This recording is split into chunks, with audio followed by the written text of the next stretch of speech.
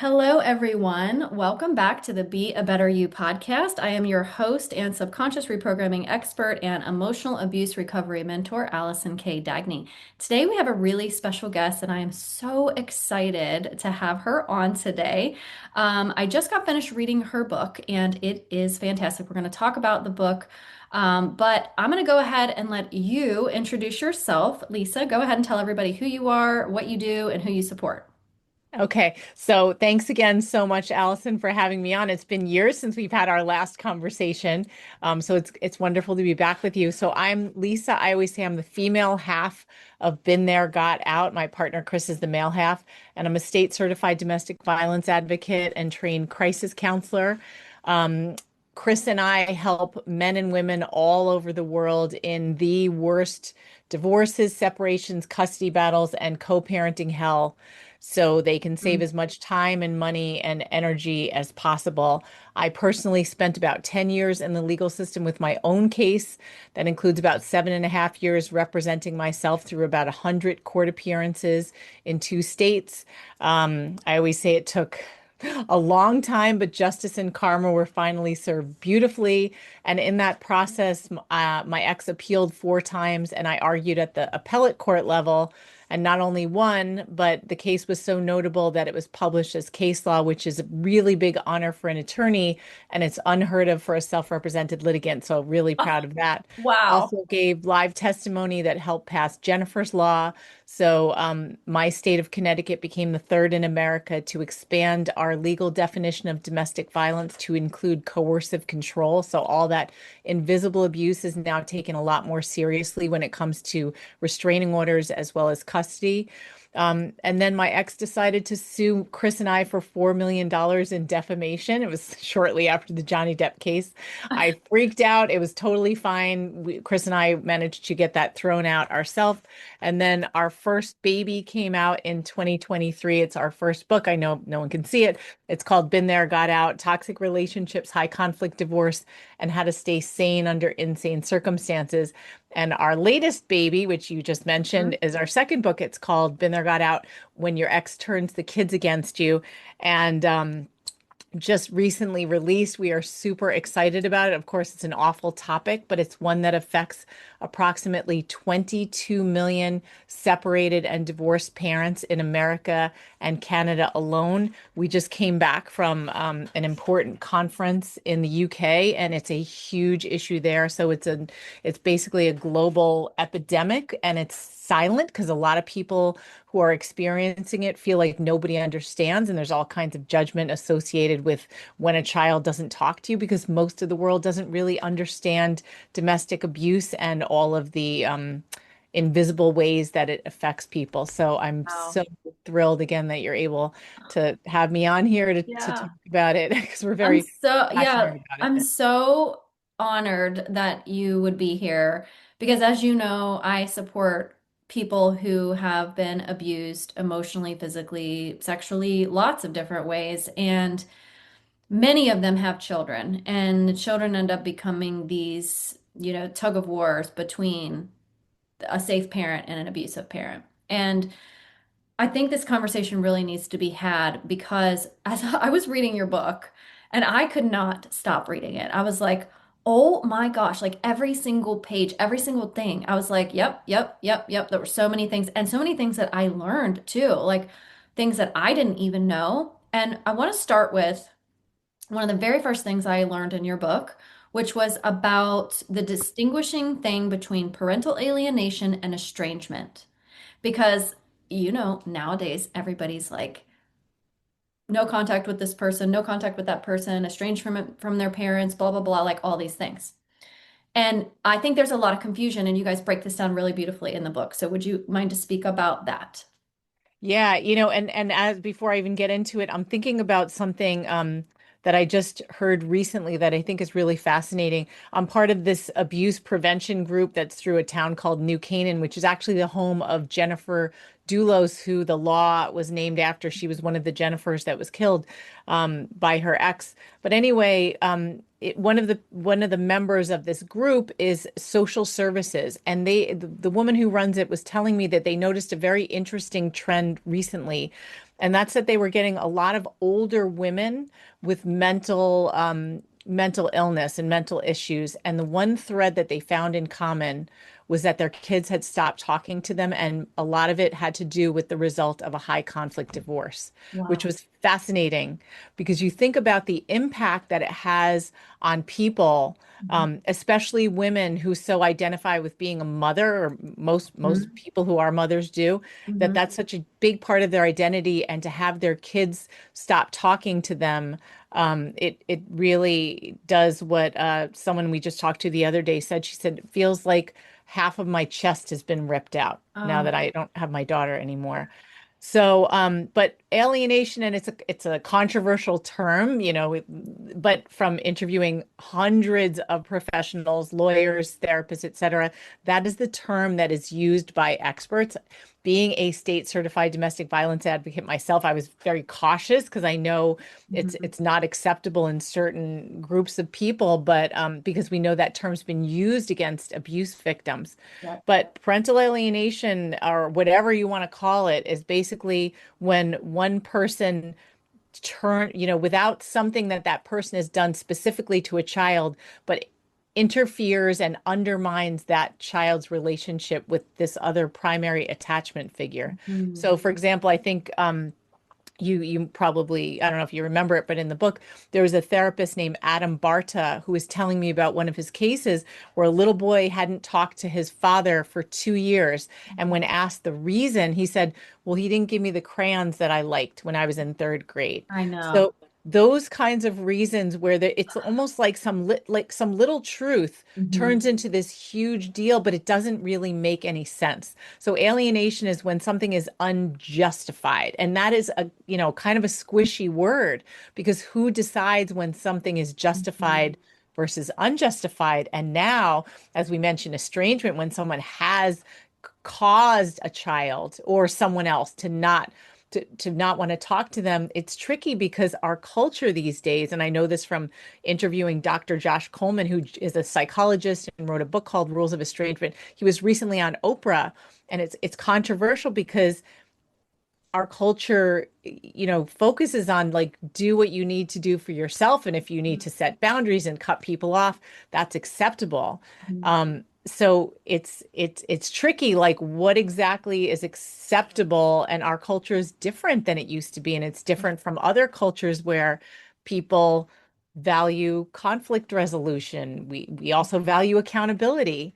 So it really depends on the individual case. But with parental alienation, the reason we wrote the book is because Chris and I have been focusing on legal abuse as the main thing with our clients, and we noticed that alienation was embedded in almost every single case where kids were involved, that it was the most common form of post-separation abuse. We always say that once someone is separates from you and they don't have physical access to still exert that power and control, they're limited to three things: money, the court, and your children. And money and the court go hand in hand, but the kids last the longest and are the most heartbreaking. So once even court's done, they focus on the kids.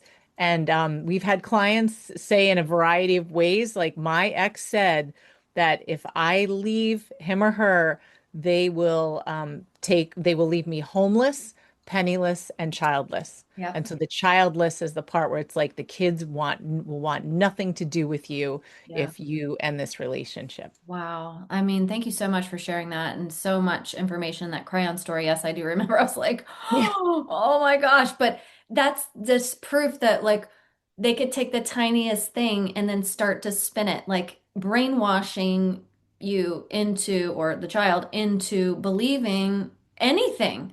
Right. And, as a child, like that's your parent. So you're going to probably think, is this true? Like, why would they lie to me? Or why would they say these bad things?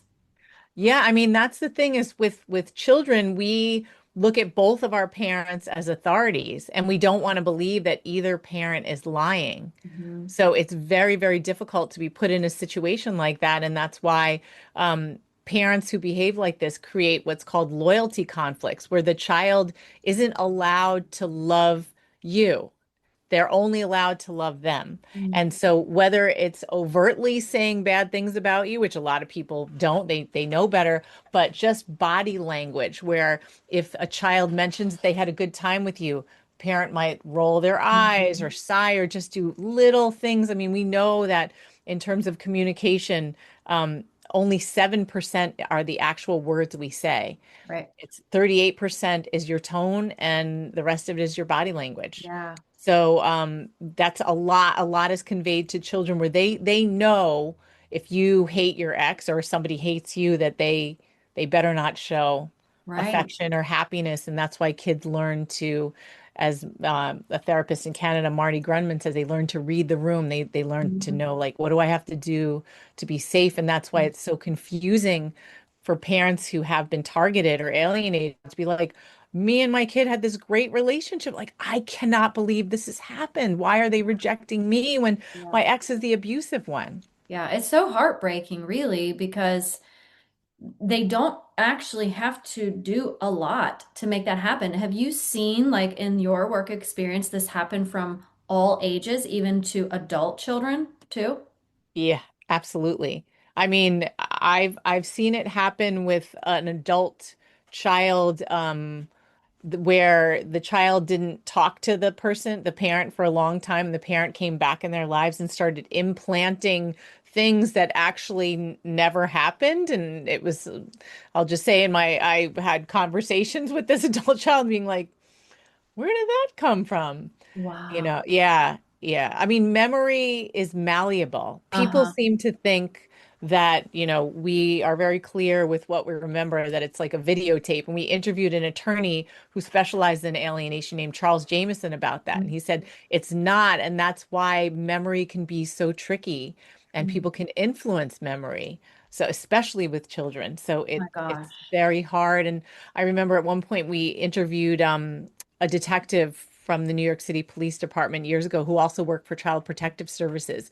And he said that with kids who are 6 and younger, that they can't just take a child's word because they're not something like they're not swearable, like they're just too Mm. young, and they can be very, very easily influenced, Mm-hmm. more Yeah, so a more hundred so than percent. older kids. So Yeah, I mean, it's when you're talking about the brain, and that's the work that I do, from age 0 to about 7 or 8, they're little sponges and they're just taking everything in and pretty much believe anything anyone tells them. I mean, that's, proven by things like Santa Claus and, different things. You tell a kid anything and they're going to believe it. I can remember playing pretend with my daughter, like we're picking strawberries in a field and she was eating them, just like totally pretending, and she was about 3 years old.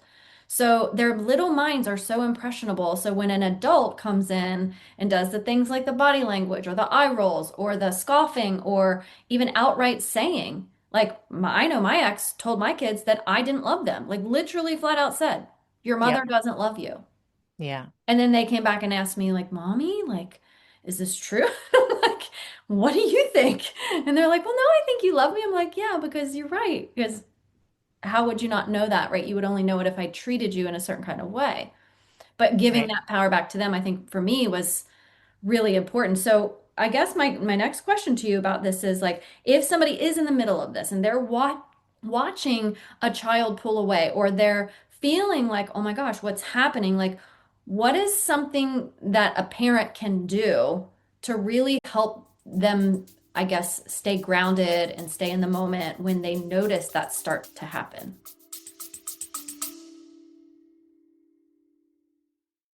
Quick pause here. If you are listening to this and you're nodding along, like, yep, this is me, and you're ready to actually shift this and not just keep managing and coping, you can apply for a free root cause call using the link in the show notes. On that call, we're going to look at where you're at right now, where you want to be emotionally, and start uncovering what is actually in the way. And then I'm going to give you my recommendations and point you in the right direction if any of my programs might feel like a fit. And if it's aligned, we'll move forward. If not, you still leave with some clarity. All right, now let's get back to the episode. Yeah, I mean, it is really, really terrifying because nobody ever expects it. There's an alienation coach named Charlie McCready who we actually just spent some time with in person in the UK because we were at a conference there on this very topic. And he talks about this concept that he coined the name of, it's called pre-alienation. And he says a lot of these behaviors start while you're still in the relationship. Very, very subtle things. I remember in my own situation, like when I would try to discipline our son with something when he was little, my ex would go over to him and be like, "Oh, mom's just cranky. You don't really need to listen to her. You can take it back." And he basically taught him that he didn't need to apologize for anything. He could just, or maybe he could say, "I'm sorry," but not really mean it. And that Mhm. everyone else would sort of just forget about it. And I think it really harmed our son in terms of raising him. We're thinking like nobody else's feelings really matter. I can do whatever I want and then just take it back. Yeah. But in terms of you, but you asked like what should a parent do? So Yeah. first of all, um, understand that as this is happening, it's going to trigger a lot of stuff from when you were a child, like feelings of rejection and abandonment. Mhm. So, just like with anything that you've never gone through before, and even when you have, it's so important to get support to understand that you are going to need to be as regulated as possible because this isn't about you. Of course, it feels like it, but you have to also know that you are an adult and you got out of the relationship. Your child doesn't have their brain developed as much and they cannot get out of this relationship. It's a Mhm. different kind of relationship. And so they're going to be coming at you. They're going to be saying things that come straight from your ex's mouth and it's going to trigger you. So the main thing is be ready for it and think, I'm going to have to figure out a way to stay as calm and regulated as possible and communicate more effectively. Because one of the worst things you can do is try to defend yourself to a child. Because remember, we said kids think that you're both telling the truth. So let's say your kid comes to you and says, Mom, you don't love me anymore. You know, Mhm. my other parent said that and whatever. And for you to get like defensive, like, that's not true. That's not true. Of course I love you. Or something about, Yeah. Yeah. if you are valuing someone more than me, they're hearing one thing from that one parent, and now they're hearing the opposite from you. Yeah. So it's putting them in that state of cognitive dissonance of like, well, who do I believe because one of my parents is lying? Yeah. And you're actually doing the exact same thing as your ex when you're telling your kid what to think. So Oh, they're telling them this is what the truth is. You're doing the same thing. yeah. So instead of being like, no, no, no, and trying to correct the record, you have to do the opposite, which is really, really hard, Mhm. but to sort of be quiet Mhm. and say, wow, I'm not sure why you think that, but I don't, I I want to hear more. Like let Yeah. them get it out because Yeah. they are being put in the middle of something. So Yeah. just know that like you're a victim, but they're more of a victim Yeah. and they're less able to understand and process what's going on. And Yeah. the other important thing is learn about parental alienation. Yeah. Like then, just like narcissism, this Mhm. is very predictable. You're not completely helpless. There's loads of things that you can do outside of court and in court. And that's what the Yeah. book, and then we have a course coming out on the same topic, really goes deeply into. But people always say, I hope it doesn't happen to me. Your ex is going to do alienating behaviors. They're Mhm. going to do it. So instead of just praying, think, okay, it's going to happen. How am I going to handle myself? And start learning about what you can do, especially because your kid is going to need to see a contrast between a parent whose love is conditional Mhm. and you whose love has to be Right.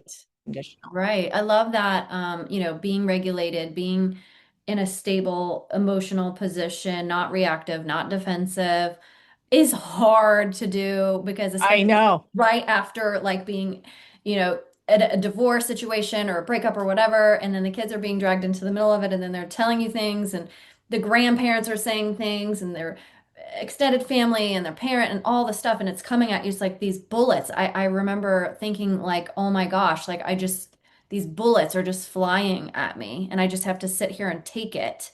And it feels really wrong. Like it It feels like, is. It yeah, it is. does. And another thing, like as you're describing the bullets coming at you, another thing to remember is that sometimes your kid is being used as a vessel. Hmm. So when we talk about the term abuse by proxy, it actually looks like your ex is saying things about you, your kid is saying things to you, you're having a reaction if you are not Mhm. regulated, which is very hard. And Mhm. then often your kid is going back to that other parent and the parent saying, "What did she say? Right. She say?" And then not only is the kid being rewarded for reporting back, but the kid Mhm. starts to feel like they have all this power over you. Right. And also it's making their other parent happy. Yep. So by understanding you are being baited, if you react to your kid, that it's going back to your ex and your ex is loving it. Yep. Like that's Yep. something to just keep in mind. It's like you Absolutely. don't want to feed them. No, you're absolutely right because the kids are they are being used. They're little moles. They're repeating things, taking it back, and it gives that abuser some sort of, I don't know, fill or power trip or whatever, feeling like they got to you. Like, oh, look, yeah, I see it worked. And shifting the power dynamic is not being reactive, is not being defensive. And I love like I don't remember if I even learned this or where I got it from, but when my kids would do that to me, I would just flip it back to them and I'd be like, "Well, what do you think?" Or like tell me like how you said like let them speak and let them tell you more Hmm. instead of being like that's not true and blah blah blah and like all Yeah. of that. So, I Yeah. think that's a really really important tip. So, thank you for sharing that. Yeah, and something else with that, and I think we might have talked about this example in the book. When I talked about rewards, being rewarded by the other parent, one of our clients has like three kids, and one of them is a girl who's a teenager. She's aged out, but she still has some special needs. She has autism, and so she behaves like a much younger child, and so she still follows the parenting plan, even though she's over 18. And her mother is our client, and her mother makes more money than her father. Mhm. And so the mother pays the father child support. So one day the mom was on the phone talking to her boss, and the daughter was eavesdropping and then reported back to her father, "Oh, I think mom's getting a raise." And then the father filed another motion to get more child support, which he ended up losing. But when her daughter came back to her, she felt so betrayed. And she Mhm. was like, why would you do something like that? Why are you not only listening into my conversations, but why would you tell your father something like that? Mhm. You know how things are. And her daughter said, the only time that he really pays attention to me, mom, is when I talk about you. Oh, So, oh, no, isn't that heartbreaking? yes. It totally makes sense though why she would Yeah. do that. So that's the thing you have to remember with Mm, with how these people are kind of luring them in. A lot mhm. of times they don't give the kids their full attention. We Yeah, know they care about money and appearances more than anything, and a lot of them are not really capable of really loving another human being. right. So it's like, what can you do for me? So if the kid is being the little mole or the Yeah. little spy, Mhm. they are being rewarded for it. My gosh, I'm so glad you brought that up because I think a lot of people don't realize that that's happening. And Mhm. from a psychological perspective, right? Like that base need for your parents' approval, for them to love you and care about you, you will do whatever behavior gets that. And if Right. that means ratting out your other parent or just like, oh, I heard this or I heard that or whatever, right? Like they may not consciously mean to hurt you, but they're trying to, achieve that connection with their other parent. Right. And to you, without knowing what's going on, it's going to feel like a tremendous betrayal. Mhm. Yeah. Yeah. So let's keep that in mind for sure. Yeah. Okay. All right, I have more questions for you, Lisa. Is there anything that like when a parent's okay, let me go back to this. In the book, you talk about all these different scenarios. Like you cover everything. Like, I mean, I was like, holy moly, like from the beginning to the end, like from the very beginning to court battles, like all the stuff, everything. Like you cover it all. So, y'all need to get this book seriously if you're experiencing this because it will help you. Tools, tips, strategies, information, insights. Like, I can't say enough about it. Like, I think it is absolutely fantastic. Thank you Um, so much. you're welcome. So, I guess my question then is when a parent is dealing with an alienating co-parent, okay, so let's say you're the safe parent, you've got this alienating co-parent or parent you know is smear campaigning you, is talking bad, is alienating all the things. Um, is there something that people should stop hoping for that's actually keeping them stuck? Because I feel like there probably are a lot of things that keeps people stuck when they're in this dynamic. Give me some examples. Like when, like I feel Well, like I can imagine, but tell me some ones that you see a lot. yeah, so like thinking they could change or thinking that they're going to be good or thinking that they actually love their children or whatever, things like that that you've seen. Yeah. And so the one that I see a lot is, and we talked about this in our first book, is thinking that the anger their ex has will subside, that things are going to settle down once the divorce is over, that time is going to change things. But we know with people like our exes, the anger does not subside. And the other thing is people often feel like my ex would never sink that low. Or Mm. my relationship with my kids is tight, Oh, it's always going to be great. mhm. And my kids are going to see how their other parent is. Yeah, And that I don't really need to do much. It's just going to happen one day. Like it doesn't just happen. yeah. There has to be action. Mhm. Or not following, like in terms of the legal stuff, like an ex who starts blocking contact and communication, that starts like taking your time Mhm. and whittling it away, and you feeling like, oh well, it was just this one thing, and then like little by little, let's say extracurriculars get in the way, and then you end up, it's always you who's losing time with the kid. Mhm. Or an ex who acts like they're the one in charge because they've always been the one in charge and they're going to handle everything, and you feel like suddenly you don't even know what's going on with your kid anymore. Yeah, Like those are things to watch for. yeah. But really staying on top of things, I think the parenting plan is one of the most important documents if you're dealing with a separation divorce. Mhm. That's something you should start thinking about the moment you consider breaking up. Yeah. Because one of the most important custody factors that's also just important for us in life is having a stable, consistent routine. And when kids don't know what the routine is, that creates tremendous anxiety. Yeah. I remember interviewing a principal of an elementary school in Georgia, and she was saying that that's the biggest problem with the kids of divorce in their school, is like them being like, I don't know who's picking me up today. Oh, I don't know where I'm going to be this weekend, and yeah. freaking out. Yeah. So having a plan that focuses on consistency, stability, and routine is like really, really key. It's also, like I said, one of the most important custody factors, because your lives are going to change. Parents, like, you can move out, you can do your thing, but the kids are the ones who are affected, because they're the ones who usually have to go back and forth. Mhm. So Yeah. figuring out a way to keep things as steady as possible, Yeah. knowing that their world is exploding. Yeah, kids really thrive on structure because it's predictable. So they know what's coming and oh, nap time's at 2 and dinner's at 5 or like whatever. Like they get really comfortable because they can predict what's going to happen. So when you shake things up with a divorce or a breakup and now they got to go back and forth to different houses, I really, really echo that.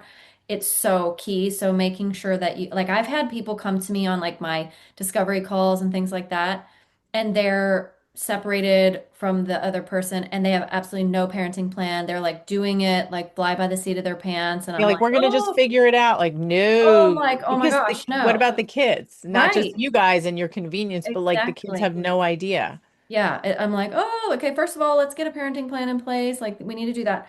So what do you think about I had this in mind, my attorney suggested that I have this. I don't think it was really ever truly enforceable, but it was still in there. It was like that neither party should disparage the other to the children.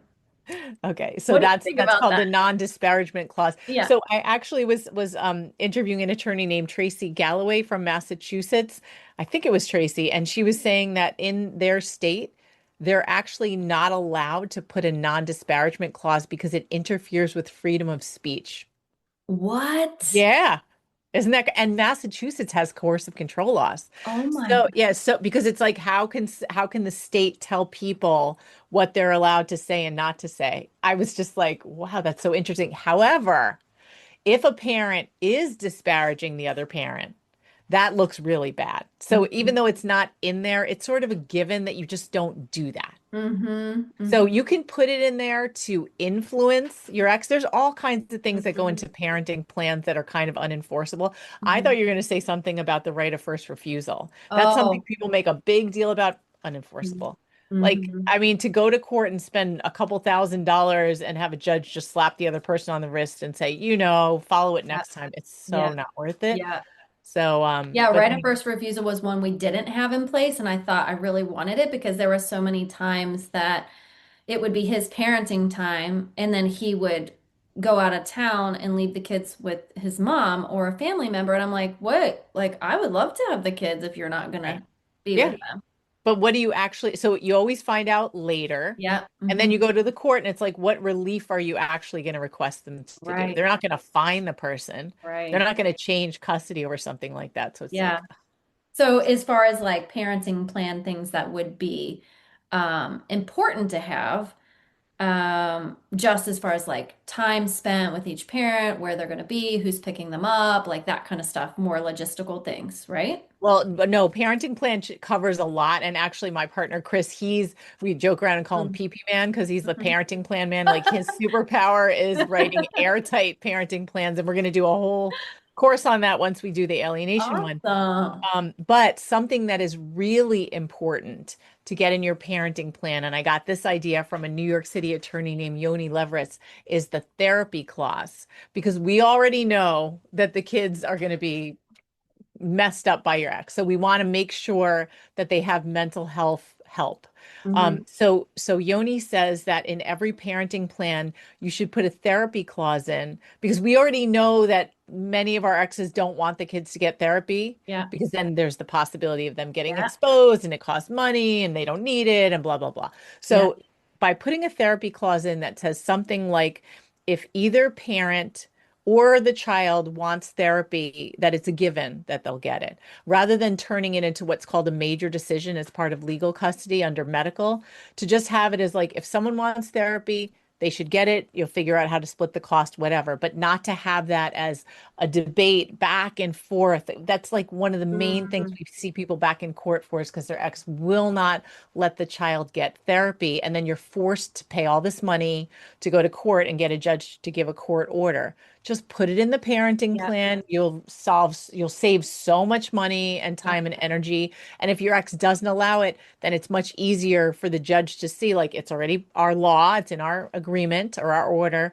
So this has to Wow. happen and then you can, do what you have to do Yeah. to get So parenting plan stuff, we're coming to Chris for. He's going to be our resident it. expert on that. Yeah. Okay. Yeah. Well, because ours is like pretty much said and done. But I didn't know what I was doing back then either. So it would have really been nice. I know, it'd been Nobody really knows nice. what they're doing. I know. It's like, oh my gosh, like it would have been, and even my attorney, they probably just have these like standard ones with like generic things, They and do. you don't even really know like what else you could have or should have inside of it. Yeah, and things have really changed. So, I mean, I've interviewed attorneys who are like, if you get a parenting plan from a judge, or most attorneys, they literally have a notebook full of templates that they pull off a shelf. We have seen so many parenting plans where the previous client's name was still in there. Oh, Yeah. It's wow. really sloppy. It's full of loopholes. And as part of the conference, one of the things that's really changed in the last few years is technology. So with major decisions in parenting plans, it's usually medical, extracurricular, education, and religion. But Mhm. technology is a huge issue in terms of who's going to have access to the kids' phones? Is tracking going to be allowed? So there's all kinds of things that really need to be buttoned up and Yeah. discussed Yeah. to make sure you get in that parenting plan. So it's not like, oh, well, I'm allowed to track, track the kids and Yeah. is with Well, they're and the really tracking wording you. really matters a lot because I Yes. know even in our plan, it was because my ex wanted the kids to go to private school, and I didn't really have that much of a opinion about it. So I said that was fine as long as he paid for it. And he said, sure, he would pay for it. And in our decree in the plan, it said that he was responsible for paying all the high school tuition and related expenses.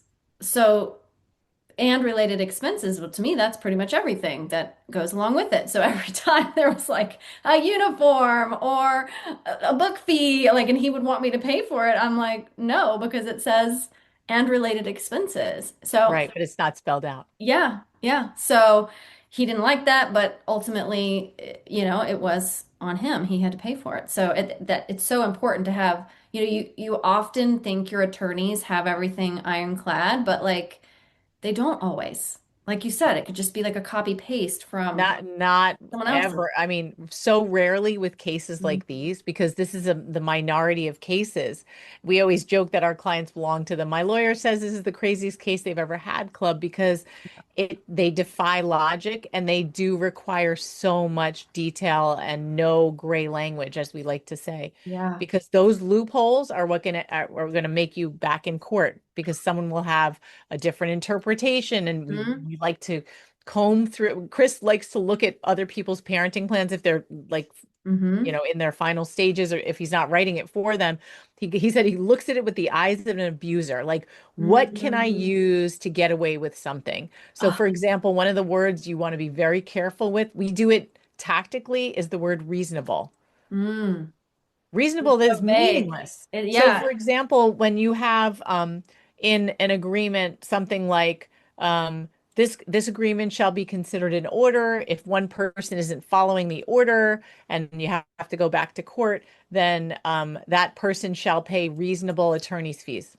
What does that mean? Yeah. That leaves it wide open for a judge's interpretation. If you Yep. just switch that word out with actual attorney's fees and Oh, court costs, yep. totally different, Yep. super easy for a judge to be like, what says right here, this, but Yep. reasonable leaves it up to interpretation. Yeah. So that could be $1.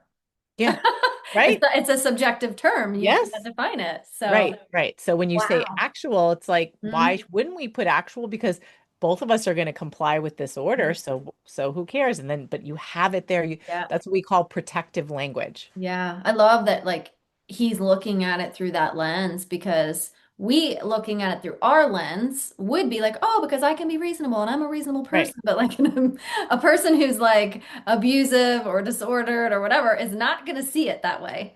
So, Right. Yeah, you're projecting your own uh-huh. reasonableness onto Uh-huh. somebody who's not reasonable, who's just Exactly. looking for ways to still attack you Yep, through I the love kids. that. Thank you for Yeah. sharing that. Okay, Yeah. for parents who are navigating schools, therapists, courts, like all that stuff, where sometimes this like alienation concept isn't recognized and people don't really either understand it or believe it or anything, like how do you feel like they can advocate for themselves without being dismissed or invalidated?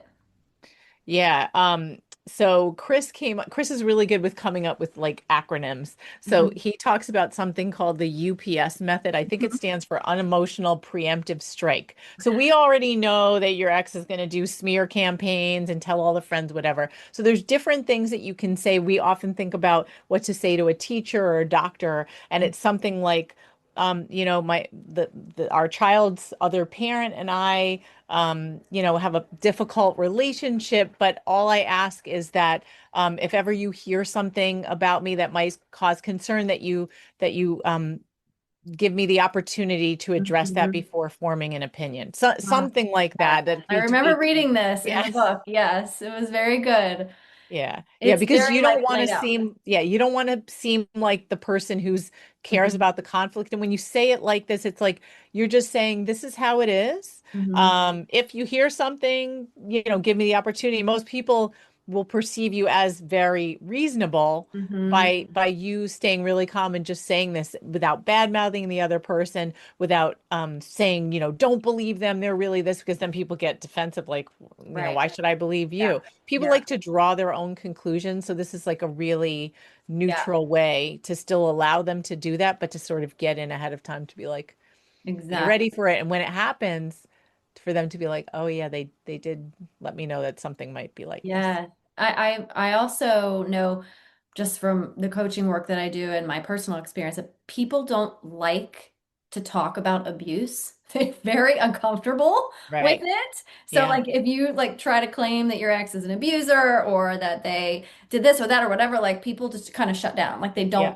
they don't want to get involved. They don't want to be in the middle of it. They unless they have like personal experience with it as well, and they might be very empathetic, but like in general, most people like really don't like that. So I love this method, this UPS method, because it keeps you out of that area as well, because you're probably going to get more empathy, more recognition, more validation, more just like general concern and compassion if you don't bring that up. So. Yeah, yeah. And I mean, my background was as a high school English teacher and a writing Mhm. teacher. And the thing that I would say is like show, don't tell. And we Yeah. do a lot of that with court stuff is let's get into the patterns of behavior and you don't need to use any labels. Like people will get it. And we Yeah. actually met someone earlier when because we always ask on our own discovery calls like how'd you find us? And she said, well, someone at our kids' school actually must have been is probably one of your clients and recommended you, but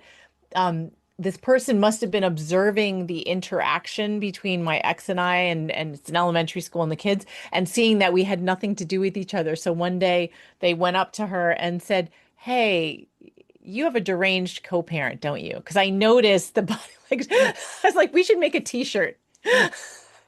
You have a deranged That's the co-parent. show don't tell, though. She didn't say a word about it, Mhm. but it was obvious to people on the outside who did understand the dynamics. Something is off with Mhm. these people because of the energy in the air and what their kid is dealing with. Yes. Because they said usually parents will be like, "Oh, whatever," like at least cordial to each other. And she said Yeah. me and my ex like completely cold and it's Mhm. different. And the kid is feeling the conflict too. Yeah. Yeah. So, what do you feel like that this is my final, well, actually my second to last question for you because I have one question that I always ask every one of my guests on the podcast. So I'll ask you that. And this will be fun because you can share something for Chris as well. Okay. Okay. So is there something, because I know when you mentioned before, like one of the mistakes that people make is thinking like, oh, like I don't have to worry about it because like my kids will figure it out. And actually that's something I've always said. And so I'm like starting to shift my thinking about that a little bit as we're talking. I truly believe that if you are the best version of you, if you are regulated, if you aren't being that defensive parent, if you are doing your best, right? Like that's really all you can do. Because even if the other person is like we can't control them, we can't control what they're doing, right? But have you seen, and I know that you write about this in your book, I remember a specific story too. But like as the kids start to grow and they sometimes they do start seeing the other parent for who they are. Has that been something All the that, time. okay. All the time. Yeah. And actually like the alienation experts that we interview, psychologists, coaches, et cetera, say it is highly likely that your kid will come back to you. Part of it is just human nature, like we crave connection. And remember, your child is half of each of you. Yeah. So often it's curiosity where like as they get older and especially when they are physically out of that home with the Mm. other person, often when they go to college or something where they're physically away, where they'll reach out and just be curious. And I don't I don't remember if we talked about it in the book. We've done a couple of interviews. A very close friend of mine had two daughters that she was alienated from for 8 years. It was like a very dramatic breakup. I think, let's see, I think we call them Amanda and Paige because we had to change their Yep. name. Yep. I remember that. But anyway, so they were separated for 8 years, and then one day Amanda got a tattoo and Mm. was like, and they were young adults now, so they were over 18 and they were just she and her sister were talking and were like, I wonder what mom would think about this, and just reached out like that, and Wow. things really shifted Yeah. over the next couple of years. And again, this is a very close friend of mine. Uh, they went from 8 years, zero contact. My friend had completely given up on any relationship, was heartbroken every day, but accepted it as this is just how it is, and kind of went on with her life. That then they left their father. Now they have no contact with him. They've been living with her full time. He's, Wow. kind of a mess.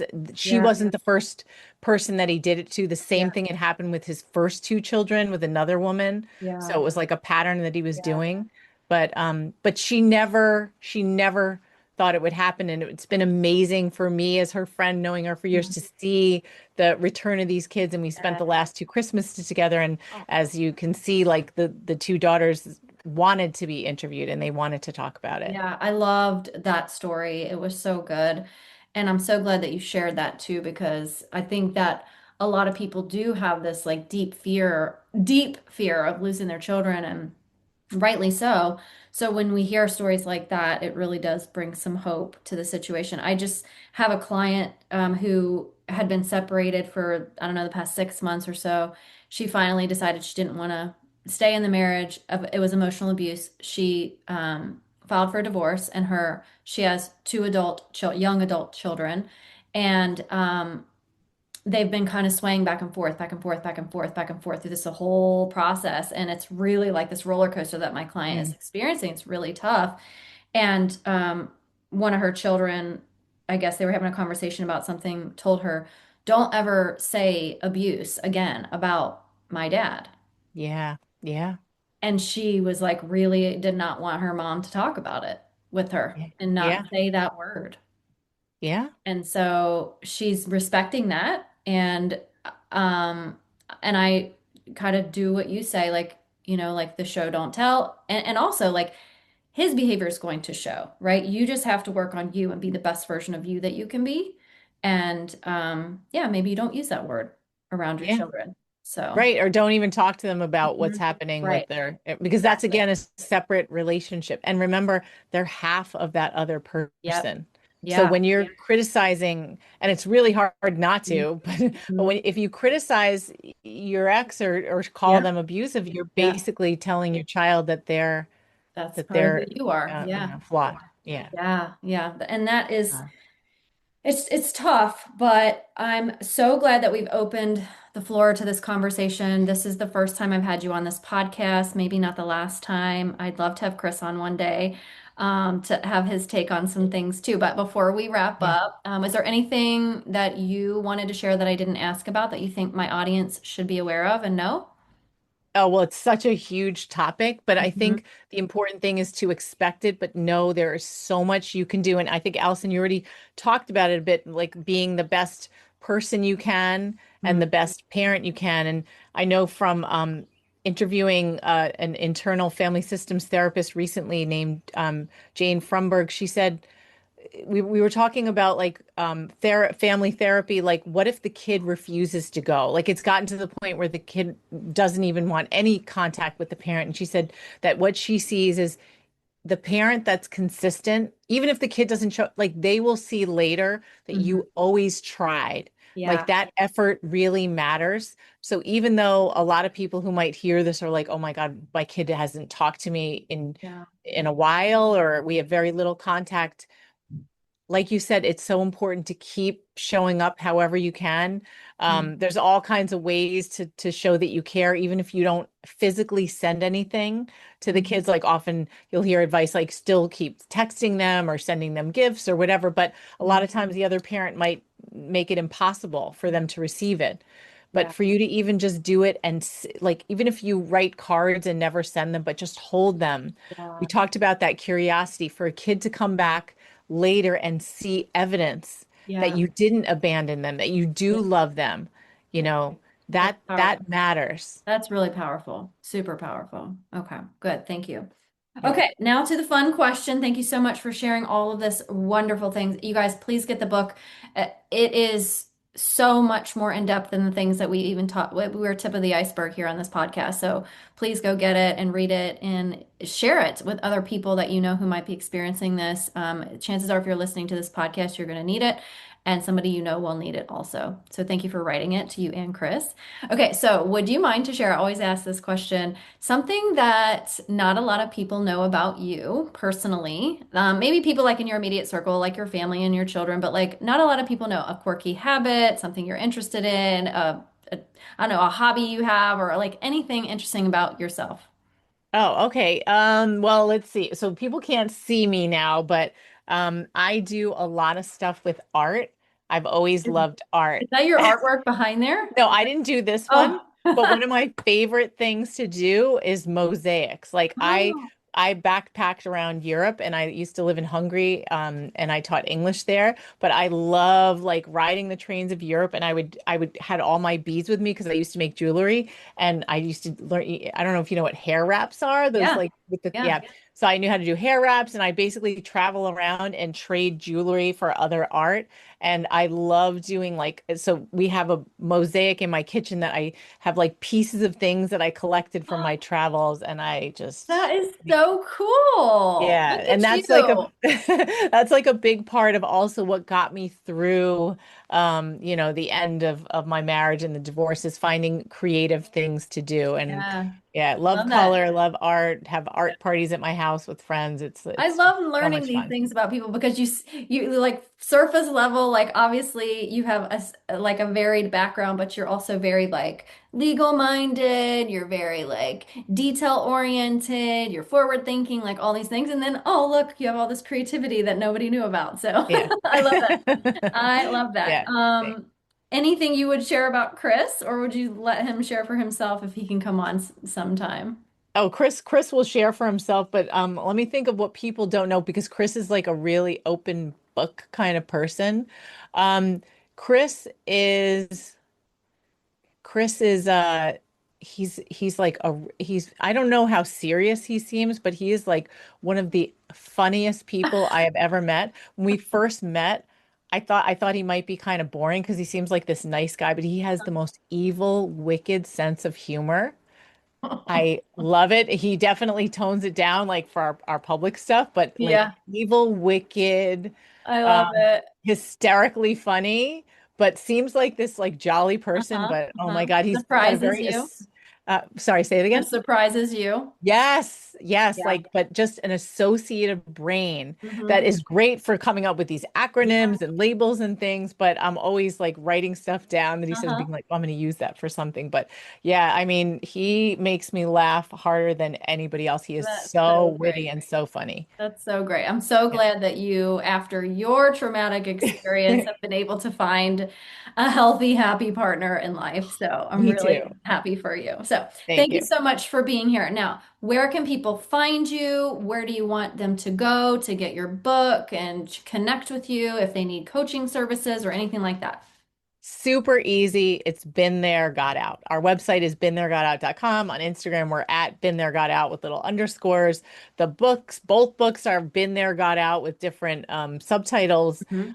We have a podcast, we have a YouTube channel. It's just Chris and I. So if you want to reach out to us directly, it's Lisa at beenthere.gotout.com or Chris at beenthere.gotout.com.